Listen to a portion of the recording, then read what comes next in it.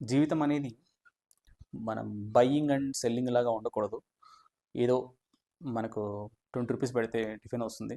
30 rupees పెడితే lunch వస్తుంది. ఇలాంటి విషయాలు మానేయండి. మనం ఆరోగ్యకరంగా ఉండడానికి మనం కొంచెం పని చేయాలి. ఒక సంవత్సరానికి సరిపడేటువంటి కూరగాయలు ఏ మంత్‌లో మనం ఏం తినాలి? Hi everyone. చాలా వరకు మన యొక్క వ్యవసాయంలో ఉన్నటువంటి రైతులు ఎవరైతే ఉన్నారో తమ యొక్క తోటలో కానీ పొలంలో కానీ కూరగాయలు ఆ యొక్క వెజిటబుల్ సాగుని పూర్తిగా మానేశారు. చాలా వరకు 1, 2 ఊరికే పండిస్తున్న చాలా వరకు మానేశారనమాట. ఇప్పుడు దాదాపు మనము ఒక 10 ఏళ్ల క్రిందికి వెళ్ళాము అంటే మనం తినటానికి మనము కొన్ని విత్తనాలు కానీ, తర్వాత కొన్ని తీగ జాతి మొక్కలు, దుంపలు అంటే ఇలాంటివి క్యారెట్, బీట్రూట్ లాంటివి పండించేవాళ్ళు. ప్రెజెంట్ ఇప్పుడు ఏమైందంటే కంప్లీట్‌గా ఏముంది రూ. 20, రూ. 30 అని చెప్పి వెళ్ళి బయట కొనుక్కొని తింటున్నారనమాట.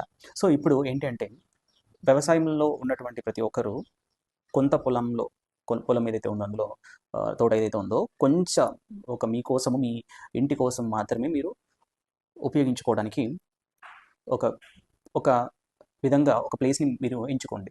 ఎంచుకున్న తర్వాత మీ యొక్క సంవత్సరానికి సరిపడేటువంటి కూరగాయలు ఏ మంత్‌లో మనం ఏం తినాలి అనేది మీకు ఐడియా ఉంటుంది. అంటే మనము తోటకు వెళ్ళిన తర్వాతనే మనకు ఏదో ఒక కూరగాయలు అనేవి మనకు పూర్తిగా మనం యూజ్ చేసుకునే విధంగా మనము కట్ చేసుకొని తీసుకురావచ్చు అనమాట. ఇక్కడ ఏంటంటే సింపుల్‌గా ఒక 2000 రూపీస్ మంత్లీ మనం పెట్టినా కూడా దాదాపు 24,000, 30,000 దాకా 50,000 దాకా మనం కూరగాయలు ఖర్చు పెడుతున్నాం ఇయర్లీ. కాబట్టి మనము ఇక్కడ ఏంటి అంటే దాదాపు మనం తక్కువ బడ్జెట్‌తో ఈ యొక్క కూరగాయలు మంచి ఆరోగ్యకరంగా ఉండటానికి కెమికల్స్ లేకుండా మీరు చిన్న చిన్న పద్ధతులు ఎరువులు వేయటం చిన్న ఒక ప్లేస్ ఎంచుకుంటున్నారు కదా! ఆ ప్లేస్‌కి మనం తక్కువ మోతాజులో ఈ యొక్క ఎరువులు వేయటము, సేంద్రియ ఎరువులు యూజ్ చేసుకోవటము ఇలా చేయటం ద్వారా ఆరోగ్యంగా ఉంటారు. ప్రెజెంట్ నేను చూసినటువంటి చాలామంది వ్యక్తులలో క్యాన్సర్స్ అనేవి కామన్‌గా ఉన్నాయి.